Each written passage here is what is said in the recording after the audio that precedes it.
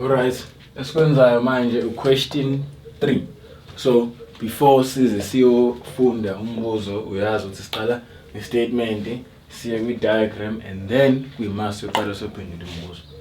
Alright, istatement ikuthiwa the graph below was obtained from an experiment used to determine the acceleration of the trolley and the force applied on the trolley. The mass of the trolley was kept constant during the experiment. Alright, so manje let's try and understand manje ukuthi bathini kule statement lesi. So kuthiwa le graph le yona mayisebenzisile we experiment yini le experiment le kumele si underline used to determine the acceleration. Remember process yethu yokuthi every time we encounter igama elithize esibonayo ukuthi line message ethize ludlulisayo kuzomela sili underline silichaze ngobani once alichaza sizo understanda kangcono la ukuthi kwenzakalani. Okay, used to determine the acceleration of the trolley and the force applied on the trolley. The mass of the trolley was kept constant during the experiment. Alright, asibhale ngo-experiment. I-experiment le abayenzile basebenzisa i-trolley nama-rubber bands engithi uyabona. Bafuna ukubona ini i-relationship between i-acceleration ye-object ne-force uma i-mass i-constant. Uma i-mass ingashintshi, does not change. Does not change. Ini i-mass. And then if force applied, the other force that is held by the rubber bands. And then the acceleration is acceleration. Ukuthi acceleration is the rate of change of velocity.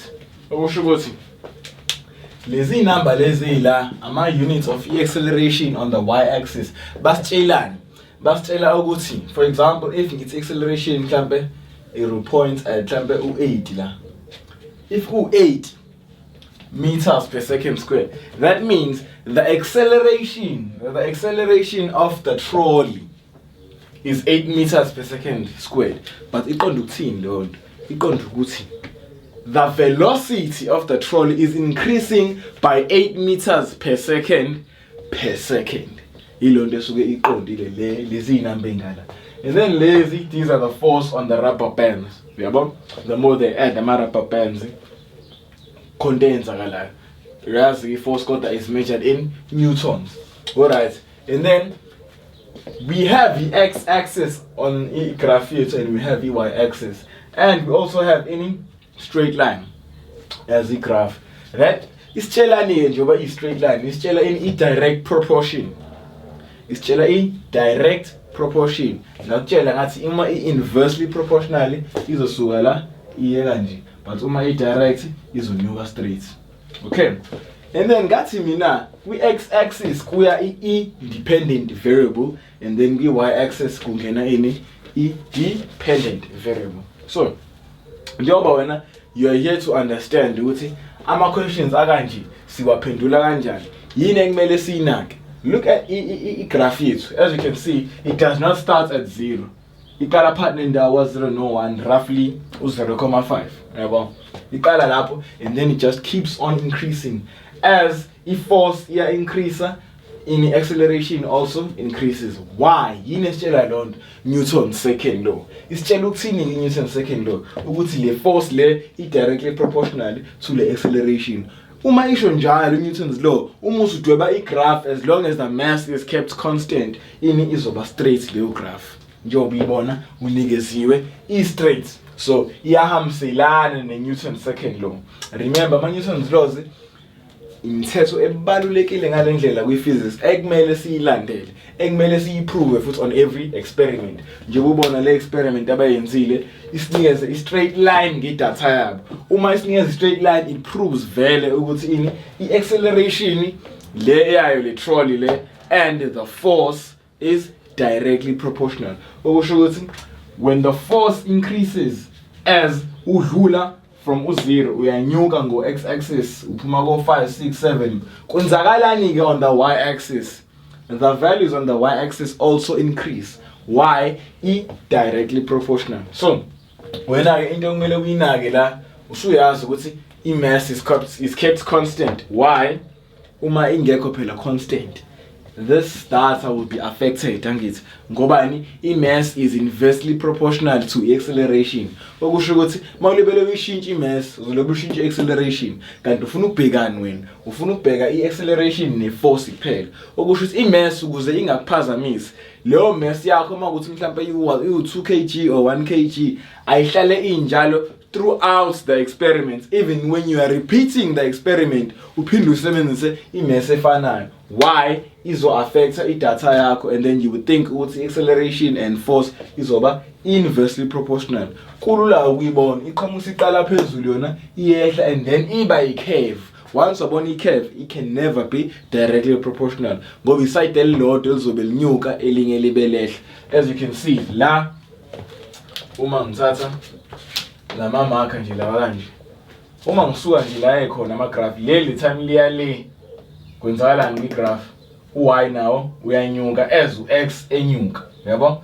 Cause uma mhlawumbe ngihamba ka 1 2 3 4 la ngithi mhlawumbe 2 4 ngizokwazi ukuthi 6 8 ngihambeka ngathi la ka 4, even though ini ama increments esibala ngawo la o2 akubona no 1 iscale abasebenzisile 4 le graph le, and then ngala basebenzise obani o1. As you can see kuqala ku 1 2 3 4 5 kanjalo kanjalo.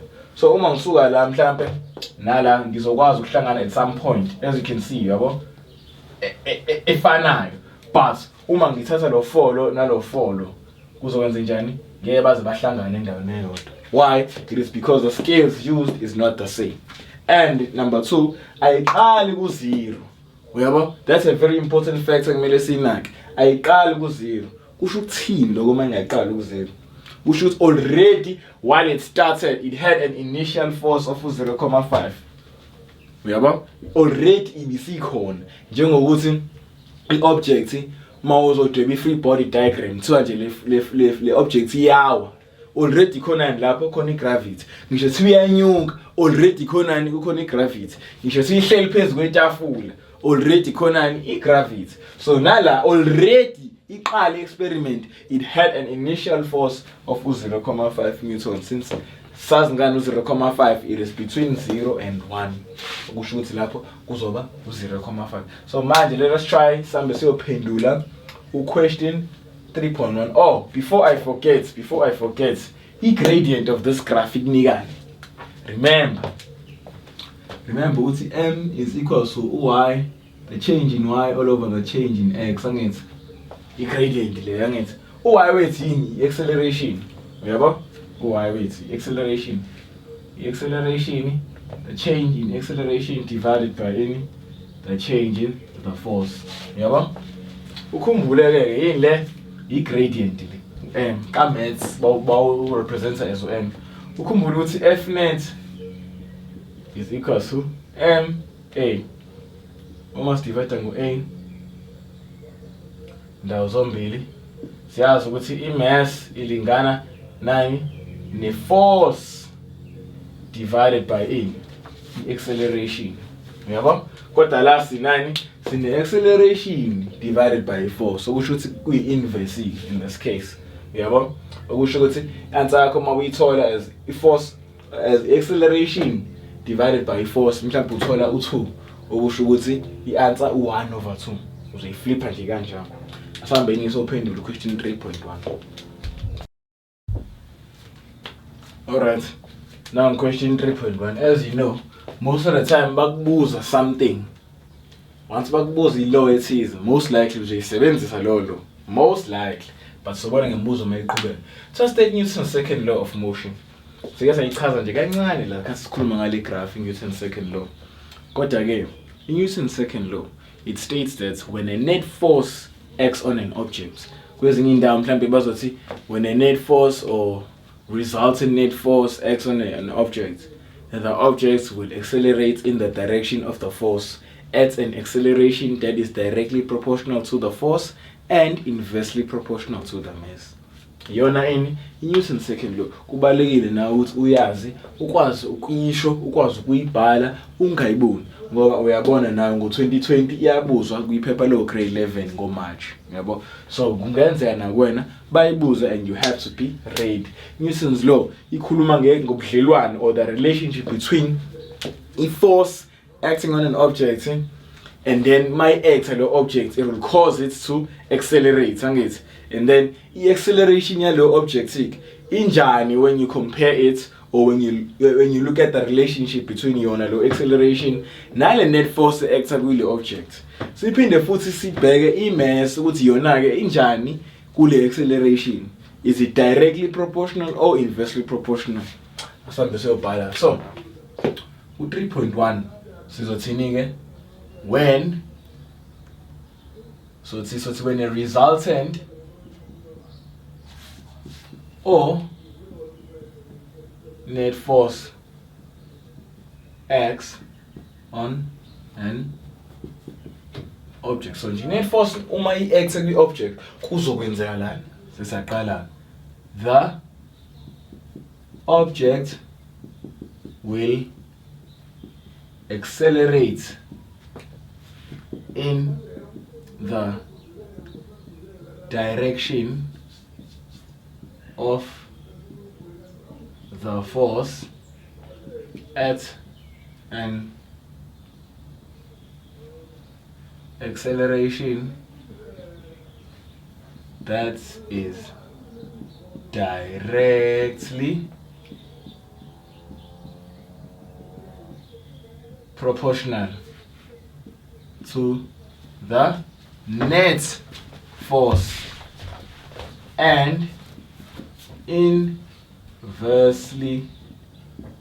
proportional to the mass of the object. Okusho ukuthi wena kubalekile ukuthi ukwazi ukisho lento ungayiboni. So asihlukanise ngalama sentences. Ihlukene nje kamnandi. Qale sikhulume ngokuthi i-net force uma i-act kwi-object. When a resultant or net force acts on an object, ukuqala lokho izokwenzani ke lo net force? The objects will accelerate in the direction of the force. So njengoba le net force le i-acta kule object. For example, let's just say nayi object yethu la. And then i-net force will act ize ngala nango mhlawumbe sithi u-net force uya ngala. This will cause the object to accelerate nakhona in this direction. Yabo? Yonke abayisho. The object will accelerate in the direction of the force. At an acceleration that is directly proportional to the net force. Okusho ukuthi le acceleration le, the rate of change of velocity of this object is directly proportional of the net force acting on this object's foot. And then and inversely proportional to the mass of the object. Okusho ukuthi le acceleration le, the rate of change of velocity is inversely proportional to the mass of the object. So kusho ukuthi uma isindo sisikhulu i-object izo accelerate kancane, or uma i-object i-accelerator kakhulu, that means i-mass or isindo sayo sincane. Uyabo, since you know ama-truck lawa amakhulu, they move at low speeds. Why? Their mass is inversely proportional to the acceleration. I-acceleration or uma ngichaza ngithi i-velocity yayo leyo truck leyo injani. Ake siyidwebe le nto khona uzoyibona kahle. So let's just say kukhona asithi mhlawumbe nje ibus. Ibhasi, and then on another side we have imoto encane kanje. So lona ke lo, let's just say they are pushed by the same force. The driving force yalo nalo njoba nje be-press accelerator izohamba iyafana.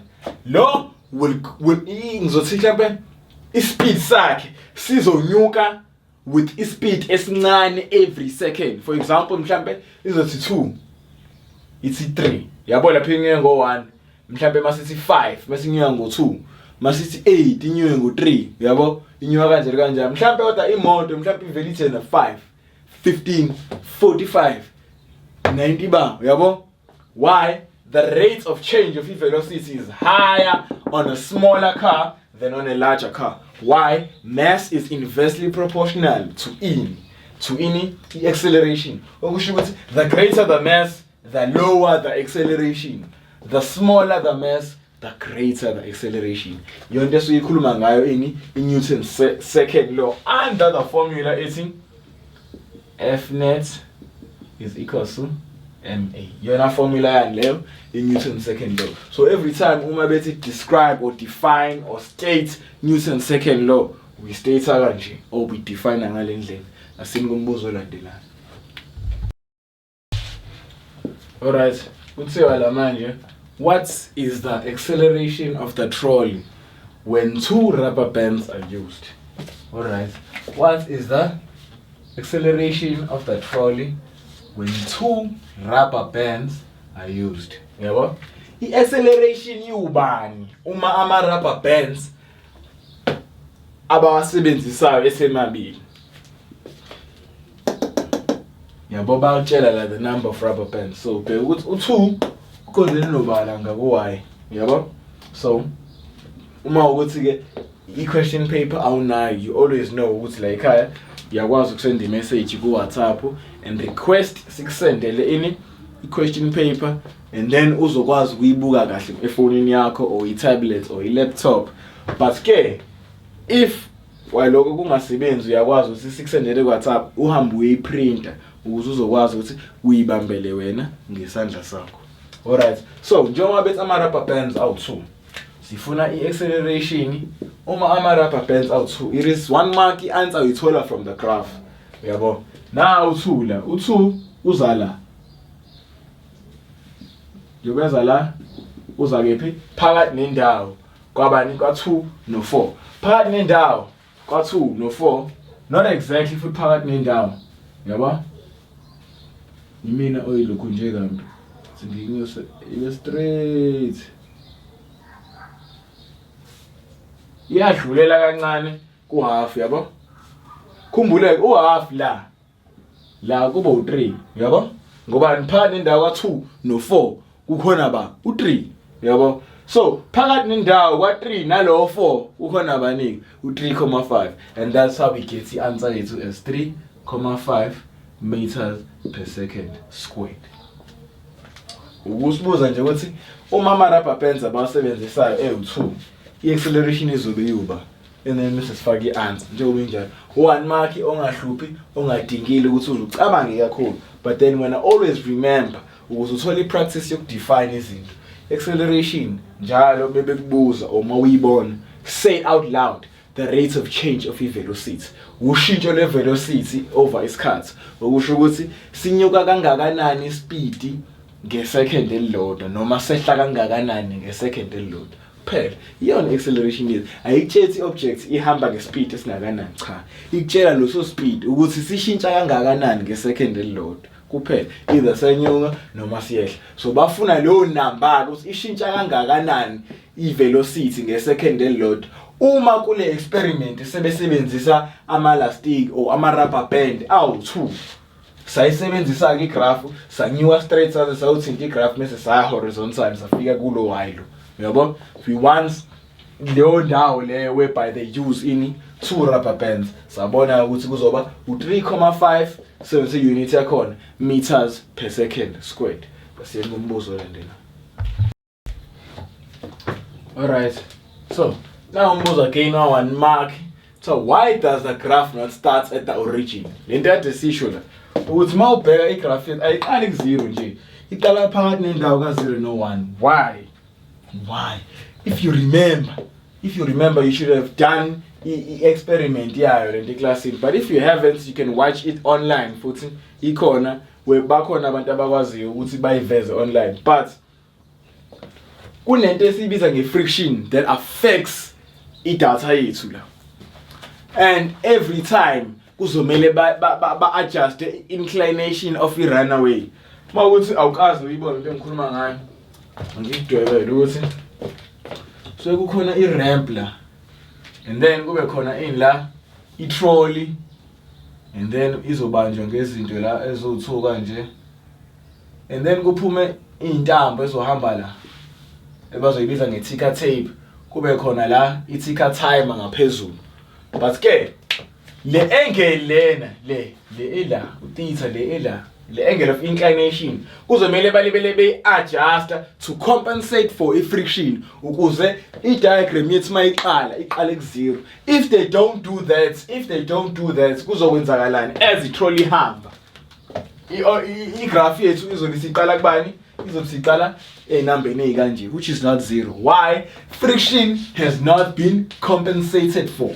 Abayinakanga i-friction ngenkathi benza le experiment. Yingakho i-graph yabo noma i-correct kodwa iqala endaweni e-wrong ngenxa ye-friction. Okusho ukuthi just for 1 mark 3.3. Why does the graph not start at the origin? Uzothi friction has not been compensated for. Njalo mawubuza umbuzo kanje under experiment ye trolley, whereby they talking about the force acting on the trolley and the acceleration acting on the trolley, and kube nani whereby mass is constant. Once bakhuluma ngalo experiment and then the graph does not start at the origin, usuyazi wena it is because friction has not been compensated for. Asengumbuzo landela. Alright, so 3.4. What is the magnitude of the frictional force acting on the trolley? Bafuna i-magnitude of the frictional force. So i-magnitude, size, bafuna ukuthi ingakanani ini leyo frictional force. Yini frictional force? It is the force that opposes an object's motion and acts parallel to the surface. Ungakhohlwa lo every time. Le rule le ngizolibele ngiyilandela njalo ukuze nawe uzuyijwayeza. Mawubona igama well-define. Ubuziwe noma ubuzwanga. Why? You are getting i-practice kanjalo yokuthi mhla isibuziwe kuzobu-read. So, kade siphendula manje nje bethi why i-graph ingaqali kwi-origin. Sathina ukuze i-friction ibe compensated for. Why? The angle of inclination of the runaway was not adjusted. Yabo? So kusho ukuthi iqala vele on some sort of force angithi yona vele. As you can see, it starts in between 0 no 1. So if it's in between 0 no 1, okusho ukuthi i-answer yethu ba 0.5 newtons for 2 months to recognize ukuthi iqala la, and then sizobhala yini 0.5 newtons. Asingumbuzo olandela. Alright. So la kuthiwa calculate the mass of the trolley. The mass of the trolley. If the gradient of the graph is 2,286.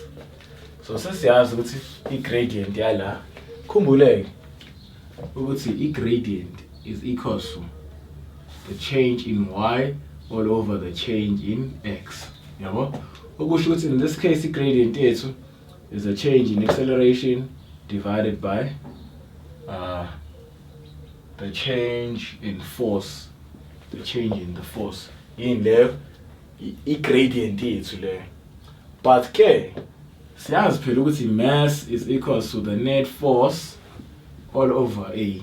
Angithi okusho ukuthi last no A over F, last no F over A.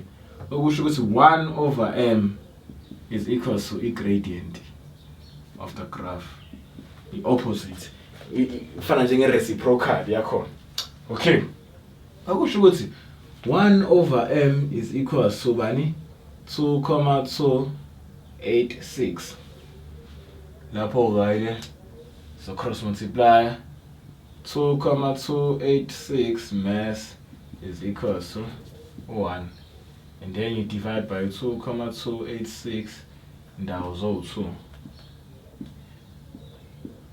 Our mass is equal to 1 divided by le gradient le abanginikeza yona. Remember mass yini? It is the amount of matter in a given body measured in kilograms. The gradient, it is how steep a certain line is. Angithi sikhuluma ngokuthi how is it slanted? Icheke kangakanani ukuba intaba ngabe intaba ende noma intaba emfishane. Yabo yona i-gradient le slope of the graph. But the slope of the graph is also equals to 1 over mass. So 1 divided by 2,286 usinikeza 0,437. 437. So some round off to 2 decimal places. 0,437. So 44 kilograms. And then lapho in there, mass yethu for 2 marks esesiyitholile okusho ukuthi nayi answer yethu. Wena nje you need to remember ukuthi i-gradient is the change in y all over the change in x. The change in y all over the change in x gives us acceleration over force. But we know ukuthi mass is force over acceleration. Okusho ukuthi force over acceleration is mass angithi. Nje okusho ukuthi gradient njengoba acceleration over force. It is 1 over the mass. It is the inverse of what it was. So we used Leonto 1 over m ulingana gradient, and then we solved for m. So I'm told the mass of the trolley is actually 0,44 kilograms. 3,6. 3,6 what change should be made to the experimental setup to verify the relationship between the net force and the acceleration? 2 marks. Yini ekumele yenziwe ekuqaleni kwayo experiment ngithambe sasetha equipment yonke i-apparatus ithambe sayisetha up. Yini into ekumele bayenze ukuze baveze kahle ubudlelwane between i-net force ne-acceleration kahle according to Newton's law? Angithi Newton's law kade sisho nje manje second law ukuthi ithini? The acceleration is directly proportional to the net force. Therefore, a graph should be a straight line and starts at the origin. It doesn't start at the origin. Why? Because friction was not compensated for. Ngenxa ya angle of inclination of the ramp or the a runaway. So, into abangayenza is to incline the runaway by back at a certain angle, so that incline the runaway so that the frictional force is equal to the component of the gravitational force. If friction imele ilingane ne component a gravitational force, which component? The horizontal component, to be specific. So for 2 marks they need to incline, which means a ramp it's a certain angle of elevation towards the surface, so that if frictional force ilingana ne horizontal component ye gravitational force. Yona into emele bayenze on this experiment, we set up kodwa to verify the relationship. Uma bethi to verify baqonda ukuthini? Okusho ukuthi this is not 100% correct le graph abakunikeze yona. Why? It does not start at the origin. So to verify that, to ukulungisa kwalonto yini emele bayenze ukuze ubudlelwane between i-acceleration ne-force bube ngale ndlela esiyazi ngayo, ukuthi ba incline i-runaway ukuze i-component ye-gravitational force ilingane nani ne-frictional force. Njengoba ingalingani ingakho kwenzakalani i-friction iqhamuka la, yabo, 0.5 newtons. Okusho ukuthi ukuze ku-verify i-net force ne-acceleration nakho kumele bakwenze. So lento le is not part of it is not part of i-content ngokuthi ngeke uzwe uyifunde, but mawuwenza lama practicals you experience the time uselab, so you make notes ukuthi the angle of inclination affects data yakho. It will affect your graph. It will affect the relationship between acceleration and force. So therefore, uma bekubuza ngalento, you will be ready with your own notes. So uma ukuthi bungakaze uyenze le experiment eclassini, or you've never read it anywhere, or you've never watched it even online, the answer le yithatha, because mayiphuma kwi-exam yakho ngeke uzuyithole indawo. Uyayizwa into leyo. So kubalekile ukuthi uyibhale phansi and uyi-understand. If you still don't understand, usho futhi nalapho ukuze uzokwazi ukuchazeleka kabanzi ukuthi why iqali la phakathi kwa 0 no 1, and njengoba iqala la phakathi kwa 0 no 1 isi-affecta a relationship ye-acceleration, which is the y, the dependent variable, nani, the x, which is i-force, i-independent variable. Asengikumbuzo olandela. Alright, mbuzo wokugcina ku-question 3 lo. Kuthiwa the frequency of the ticker timer used in this experiment is 50 Hz. How would the gradient of the graph be affected if the frequency of the ticker timer was reduced to 20 Hz? Choose from increase, decrease, remain the same. Ukhumbule lana, yazi kuyinto elula kanjani. I-frequency izokutshela vele ukuthi izobhala ama-dots amangakanani kwi-ticker tape ngesecond elilodwa. Uyayibona into leyo. So shuthi awu-50 ngesecond elilodwa bawehlise abe u-20. Leyo nto izoyenza njani i-gradient of the graph.